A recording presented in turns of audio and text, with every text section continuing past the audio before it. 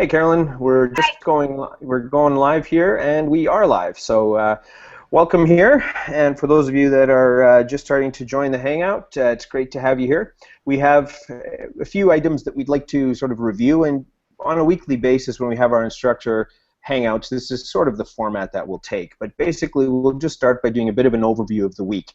And generally, that'll sit with whoever is the lead instructor, so the person that's running those 2 weeks. I've been interacting with you in the forums primarily over the last few weeks, even though certainly Ryan and Carolyn and Dragon have been going in as well. But so the last 2 weeks are mine. The next week, next 2 weeks actually, Dragon will take over, and you'll be working with Gephi and starting to play around with social network analysis. And from there, we'll pass it over to Ryan, and then we'll pass it over to Carolyn. And so for each of those weekly cycles, this is essentially what a Hangout is. We'll change things here and there based on feedback that we get from you as attendees in the course. But that's the start. We'll talk about what was in the week, how did things go. Then we'll spend a bit of time looking at anything unusual or anything important that came out of the discussion forums. So there may have been comments or feedback or just topics that blew up, if you will, in the forums that we want to make sure that we've done a good job of addressing. And then from there, we'll basically engage in a discussion with the 3 or 4 of us. Not everyone is able to make every session. I know everybody's got a bit of a travel schedule going on with the group that we have involved, and that'll also play a little bit of a role too. So for today, though, I'm going to start just by talking a little bit about how week 1 and week 2 went. So I think in terms of the outcomes focus that we have, they're fairly clear. So if you haven't had a chance to yet, if you go into the edX platform, you'll see with the competencies that are assigned to each of the weekly units. There's generally 2, sometimes 3, maximum I think 4 competencies assigned per week. And so the assessment portion of it is essentially you evaluating whether you achieved those competencies and then providing evidence that you did. And so it's essentially a self-reflected approach. But if you look at week 1, I think you'll find if you were engaged in the activities and you downloaded the software and you worked on the Learning Analytics tool matrix, you'll find that you've done or achieved week 1's competencies. If you scroll down, you'll see the competencies posted for week 2 as well, and those competencies are what we're currently working on. The first week, basically an introduction. There were some comments in the forums. Individuals felt, boy, I would have liked to have jumped into the content a bit sooner. That's understandable as well. We made some design decisions that we wanted to emphasize, particularly the opportunities for students to get comfortable with the idea of analytics before we got down into the practical aspect of analytics. And I think overall that's a reasonably, from what I've seen so far, it's been a reasonably appropriate or successful approach. We've had some good feedback from individuals in terms of the global view. We've also had some critical feedback and some critical responses. As I mentioned recently, I'm not sure if I mentioned in one of the forums or in one of the conversations, it's all blurring together, but we've had some recent conversation just around the nature of interaction in the different spaces. So some of the conversations on blogs, in particular, maybe it's because it's slightly lengthier space and people have an opportunity to reflect more. There have been some really interesting, deep, thoughtful, reflective pieces on how they've experienced courses. The Pro Solo forums, the first couple days when we had a bit of a technology stability issue, there was concerns obviously around that aspect, but at this stage the platform's stable and the comments in Pro Solo have been fairly interesting in terms of individuals enjoying the distributed aspect of the course. Within edX, the conversation has raged more broadly than it has in any of the other platforms. And by that I mean we've had individuals who have basic questions around where do I find the tool matrix, to individuals, there was a bit of a thread a couple days ago where a group of individuals said, I've suffered enough, I'm leaving this course or I'm dropping out of the course. And that seemed to spur a bit of reaction from other participants who were at a similar point in the course where they felt, I'm frustrated, I don't quite understand this distributed structure, I'm also going to leave the course as well. So it's been interesting just watching the tone and the nature of conversations in those different spaces. For week 2, the main activity obviously is around getting started with data, and the conversations that are involved, or the video work, if you will, that is involved in that is fairly straightforward. There's a range of topic areas to tackle. We're looking at everything from the data cycle to some concerns around how we can do a better job of building in the analytics process and questions that we want to address, as we're involved in these kinds of activities. The visualization component as well, which has been heavily influential in the tools that we've selected for this week, where we've emphasized the development of visualizations and dashboards as a way to understand and make sense of complex data. Now, this is where we're starting to get some difficulties arising in the state of the course as well, and it's something that was even just reflected during our design process, where how deep do you go, how quickly? Do you start right up front by diving deep into some fairly complicated but scaffolded analytics work, or do you do a broad overview? And I think that the other, my colleagues will agree that not all of us agreed. The approach that we ended up taking was one that I favored, and namely the broad overview, and then sort of dive briefly into analytics functionality in working with Tableau and starting to visualization, and then as the course progresses, getting deeper and deeper into more technical activities.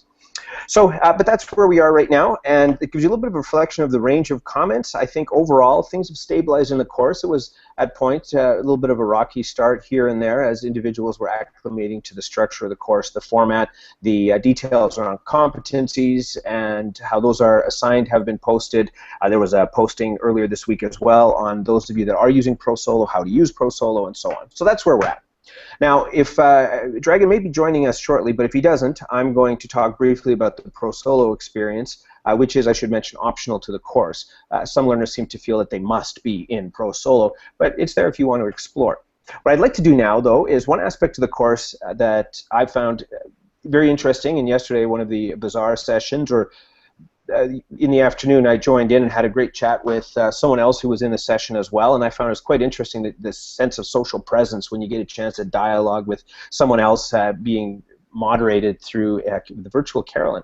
So Carolyn, maybe you can give us a little bit of an update. I know we had a few little glitches at a couple points, but the software was working terrifically when I was engaged with it yesterday. So do you want to talk a bit about what your assessment is of how these two tools are working? Sure. So the Bazaar sessions, exactly as George has said, were designed so that people would have a chance to really have an extended interaction with other students in the course, and also really a chance to reflect about the assignments in an interactive way. And so far, between the session, the week 1 and the week 2 chat opportunities, there have been about 150 of these discussions that have happened, and from what we see in the logs, it seems like most of those discussions went well. Occasionally, students click into the lobby to get matched, and then they go into the room where they were matched and their partner never shows up. There have been a few of those situations.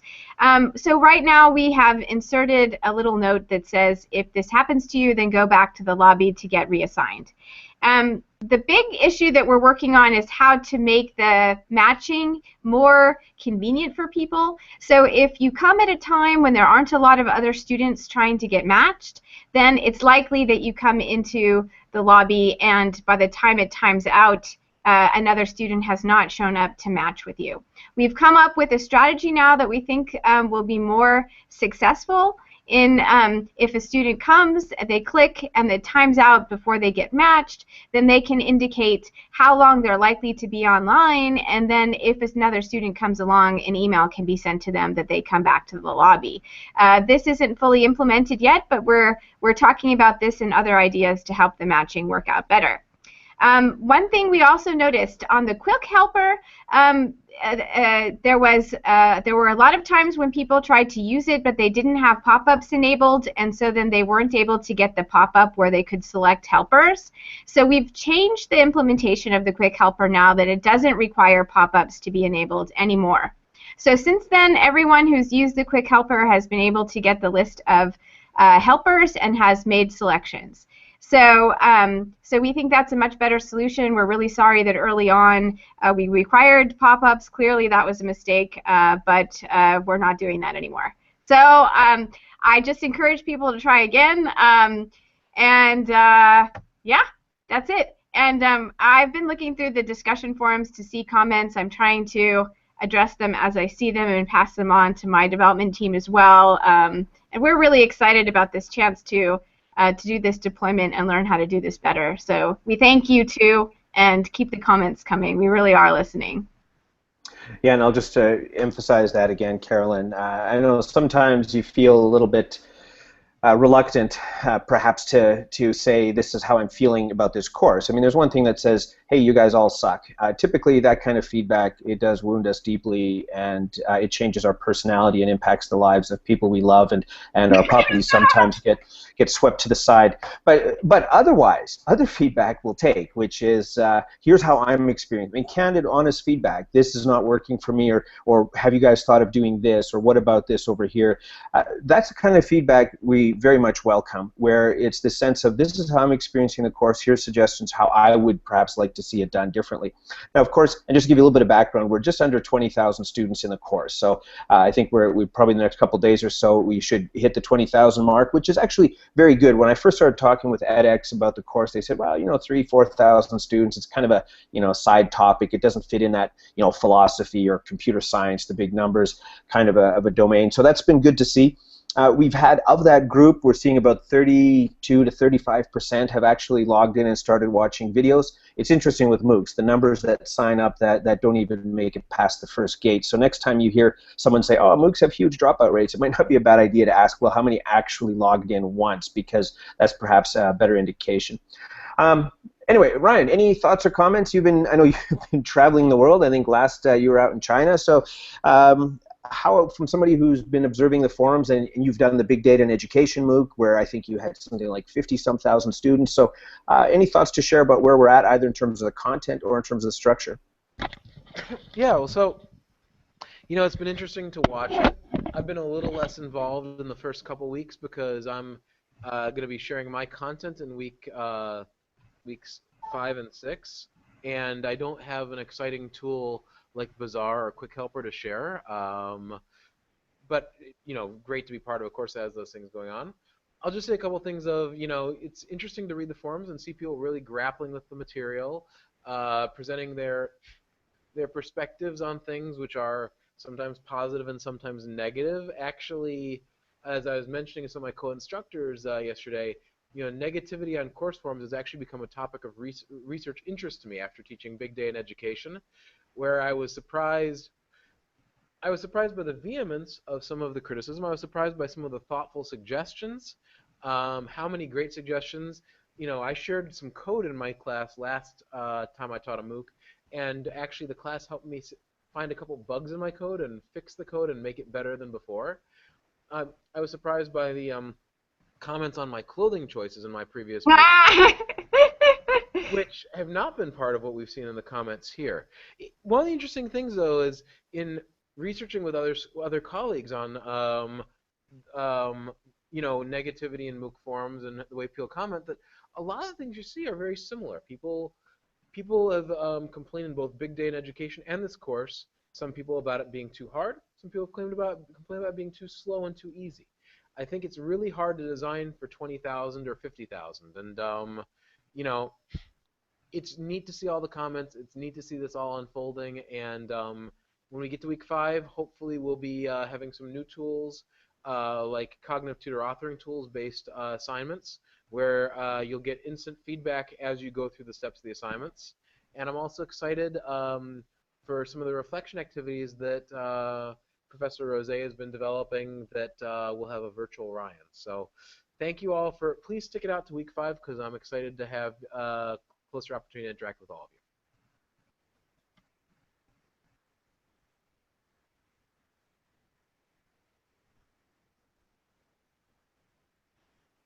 Whoops, there we go. I'm having trouble working the mute mic. This technology is hard stuff. So one of the things that we've heard on a few occasions is the challenges of some students felt that the first week was a little too much focused on the structure of the course. And I think we've tried to articulate that you can stay 100% in edX if that's what you prefer to do. And if that's your preference, then great, stay in edX. There are a few other options and places you can interact. I throw in the daily email, typically the archive section, what's come out of the distributed interactions, people who've blogged or on Twitter and so on, that's captured in a daily archive where we're aggregating interaction in different spaces. So I typically throw that in daily email if you want to be in a little more participative or social environment. And there's certainly a fair degree of participation in the edX forums as well, so I don't mean to diminish the value of that.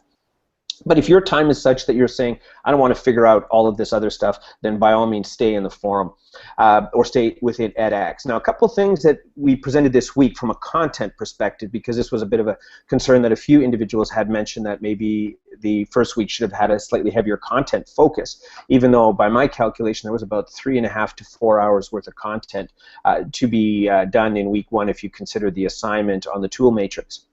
So this week, though, there's a lot of content, and in fact, if you felt week 1 was content deficient, you'll probably find that there's too much content in week 2. So what we've done, if you've had a chance, just looking at the starting with data videos, which goes through a few topics that I mentioned earlier, just getting your head wrapped around what is the data cycle, and when someone's actually working with data, what is it they have to do? If you caught Tony Hurst's Hangout earlier this week, he emphasized just the challenges that he has in getting and working with data. One of the assignments that I dropped in the assignment bank also articulates the importance of getting data in a format that's appropriate for the type of tool and type of analysis that you're going to be doing. So, and that's even today, for those of you that joined the session earlier with Jason Schumacher, where we were talking about working with data in Tableau. If you don't have your data in a functional format, you're going to have a hard time doing much with that. And so it's something that you often don't hear about and you often don't see. Even the video I did this week where we were looking at dashboards and visualization, you don't realize that there's a lot of painstaking, irritating time that's been spent working with that data, trying to get it into a format that's going to work well with the tool that you're using. So that's something that probably can't be understated, that it's the least sexy and probably least satisfying part of the data cycle that I present in the course, and yet it's something that you can't ignore and that it just has to be done. The particular functionality that you're working in this week is not overwhelming technically. You will find that we do get more technical if you prefer to take a deeper dive. So this week, after you've viewed the videos and you've got a sense of the data cycle and you've got a sense of policies and strategies and institutions as well that relate to data use or learning analytics programs, then you're spending some time working with a series of Tableau tutorials. There's a data set that you can work with it, but you can just as soon just view the videos. And the videos will do a few things for you. One, it'll give you a big introduction. The first main video, the Getting Started video in Tableau, will let you know just how Tableau works. And it'll give you a basic idea of how do you link to a data set, either live or how do you import it directly in Tableau. We're not going to spend a lot of time working with data live, even though Tableau does work well with MongoDB and other, MySQL or other databases that you want to use, but typically the issue with accessing a database live can often be one of load.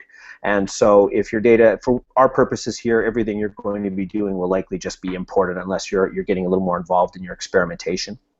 Another aspect that we're working on in the week, in addition to just connecting to your data sets, bringing them into the environment, is starting to understand how you create representations of that data. And that's a key aspect for week 2. And that really influences the structure of the course. Now keep in mind, this is a fairly light introduction to data and analytics and learning analytics. This isn't a deep dive, and that means there's a lot of things around the kinds of activities you do with data that we don't even get into. So what you're going to see in this week is a reasonably nice overview where you're not having to get too deep with statistical work, even though if you want to, there are some Tableau tutorials that will help you start doing statistical analysis directly within Tableau rather than just visualization. But that's up to you as an individual to decide.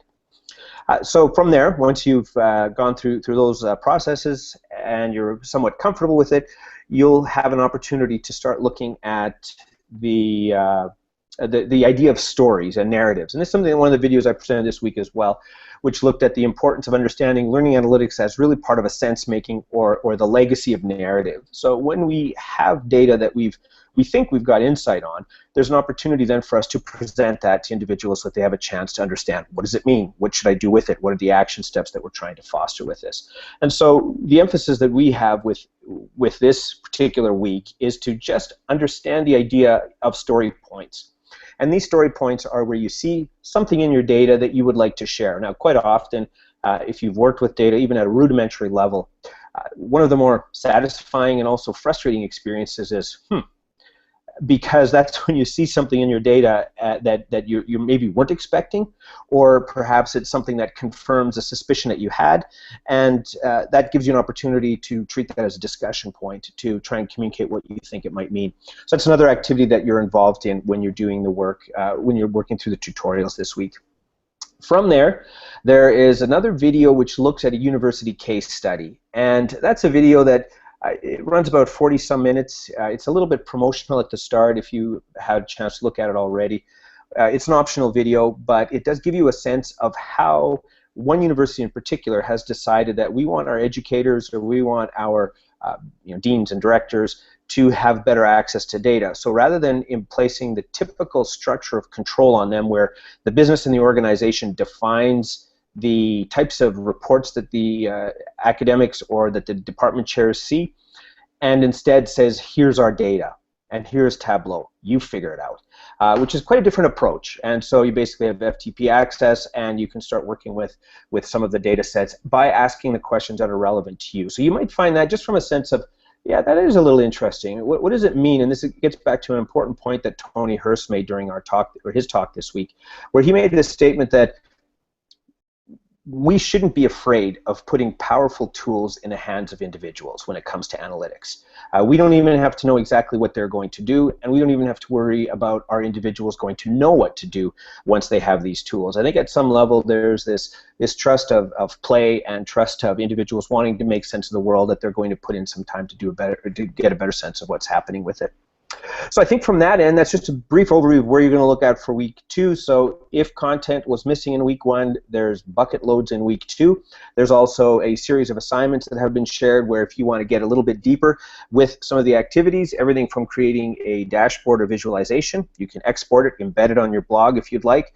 There's a range of data sets that we mentioned earlier, everything from the iPads to data.gov to look for OECD or UN or any range, U.S. Department of Education, or in even your own institution. Work with any data that you are able to access there, and create a visualization or a dashboard, export that dashboard. There's a good tutorial this week as well that details how to create a Tableau dashboard that you can share with others.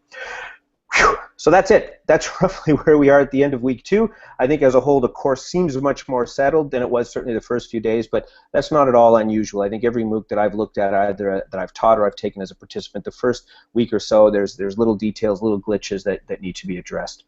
So I'm going to throw it back to Carolyn and Ryan. We've got about 5 minutes left. Is there anything you want to mention as we wrap up our discussion today? No, I think that's it. Just a humorous comment. We noticed in one of the chats somebody said they didn't think that virtual Carolyn would pass the Turing test, and my response was, luckily that I wasn't required to pass that in order to get tenure. Well, I thought, I mean, in my session yesterday, I had a good interaction with virtual Carolyn, so it seemed to work all right. And I find that fascinating. I know this is your area of research, Carolyn, so you can obviously speak to this more, and you will as we go through the course. But just the power of structured questioning that it has, even though it is obviously a virtual Carolyn that's doing it, but the conversation we were having yesterday, and it's double odd from my end because I'm the one that wrote the questions that virtual Carolyn was asking, and yet I'm in this space where I'm with another student in the course, and we're having this conversation with each other, and I don't know how the other student felt, but I felt it was a satisfying learning experience. I really enjoyed reflecting on the course, reflecting on some of the conversations. So I mean, it's fascinating, the momentum or the influence that questions can have on creating a sense of shared identity with someone else. I eventually found this other colleague or the student that I took the course with. She was on Twitter as well, so I was able to connect with her there too. So it was a neat experience, almost a bit meta in some regards from my end. Yeah, I mean, just as a follow-up comment, in our research on developing support for collaborative learning, we build in a lot more monitoring and support normally when we run these things. But for the MOOC, we didn't know what to expect in terms of the interactions, what kind of issues would come up that would require support. And so we kept it deliberately light so we could get to know this context a little bit better. So in the future, when we do these deployments, we will probably offer more involvement of the agents in the actual discussion. For now, it's really just to kind of structure the activity. So it's really mostly on the students who participate to carry it, and we've been happy with what we've seen. Actually, considering the diversity of students who participate in a MOOC, we really weren't sure if people were going to find it easy to relate to each other in these discussions, but we've been immensely pleased with the interactions that we've seen. Great, no, that's terrific. So thanks for those reflections, Carolyn. So Dragon just joined us. He mentioned he had a little bit of an issue getting a connection going. So good to have you here. One of the things I didn't talk about that we want to talk a little bit about today, Dragon, was ProSolo. I've mentioned how things have gone in the edX forum, how the activity's gone there. I talked about course content. And the other aspect, and there's actually a group, I think about 1,200 students. So of the students that are active, probably close to 30% have been involved there. So can you tell us a little bit about what's going on with ProSolo? I've mentioned the software is stabilized. Things seem to be moving well. There's some really terrific interactions going on in that as well. So you want to talk a little bit about what's your assessment of ProSolo as more of a distributed or structured learning environment after 1 week? Or 2 weeks, I guess. Yeah, thanks, George. I mean, it's been a pleasure to work on ProSolo and to interact with many learners through ProSolo. In the beginning, we were not really quite sure how that will work with ProSolo because it's a brand new software developed by a small group of volunteers. For everybody who doesn't know quite about ProSolo, it's really developed by a couple of part-time volunteer programmers and nothing else. We were quite scared, to be honest, in the very first day how that will happen because we tested in many different situations, but it's one thing to test it with a small group of people, 20, 30, and quite different experience when you test it on this large scale of 12, 1,300. We are now approaching the number of users of ProSolo. Interactions on ProSolos are quite exciting, I would say, but at the same time we also observe that there are some general kind of problems that some students are encountering in terms of understanding ProSolo. It is our general impression that the majority of misunderstanding comes from the different model that ProSolo tries to offer. ProSolo doesn't really go with the notion of courses, but rather at these small granular units, competencies. And I think for many students, that's something that it's not quite usual. For many students, they are quite used to, give me my content and I'll move from there. Trying with ProSolo to promote what you can do with a particular type of skill, and then go on to the particular content which will help you in the types of activity which you need to complete so that you produce evidence that you are competent to do something. We are now seeing, especially after the introduction of some of the videos, that many learners got it. I find that there are some users who are really appreciating the notion of ProSolo. At the same time, we are also learning many important lessons. What should be improved into ProSolo so that the overall experience of users of ProSolo becomes better. And we are already reacting to some of them. For example, a quite educational example was one of the conversations emerged that ProSolo had a very short timeout when users are logged in. And we did it intentionally to limit it only to 10 minutes, simply because our previous learning analytics research was shown that we cannot have it longer. Otherwise, we are unable to gauge how much time students spend online. So we did it for 6 days, but then some students started saying, well, that's not fair. Why ProSolo is behaving that way? We decided to extend it, but at the same time, we also send that message to learners. We are now unable to provide as accurate learning analytics as we would be if we had that shorter time on online timeout for learners. But it's a kind of interesting lesson learned for us, how learning analytics, some decisions made in software design and user experience are so intertwined. Great. Well, thanks very much, Dragon, and definitely that point that you made at the end is relevant. Well, this course as a whole, but as we're getting started with the particular analytics methods and techniques as well, is that if it's not like data just magically falls from a data tree and we just pick what we need. It's often you're either working with data that someone else has collected and you're dealing with these partial pieces and holes that might exist that you're trying to still build models or conduct your analytics work with. In other cases, if you do have the opportunity to create the software, you can architect your data collection process a bit more finely, but then as well you may end up making decisions that are going to impact students. And so students, and that shouldn't drive, so collecting data shouldn't drive the end user experience. So, ideally that 10-minute logout cycle that you mentioned, making a few changes there does change the granularity or perhaps some insight you can gain from data, but it's just worth emphasizing that there's a trade-off in decisions between software design, course design, curriculum design, and teaching practices that impact learning analytics as well. Well, on that note, Ryan, Dragon, Carolyn, always great to connect. Hope you have a lovely week, and we'll chat again next week when we turn things over to Dragon to start looking at social network analysis. So take care all, and for those of you joining us, great to see you. Thanks much. Bye.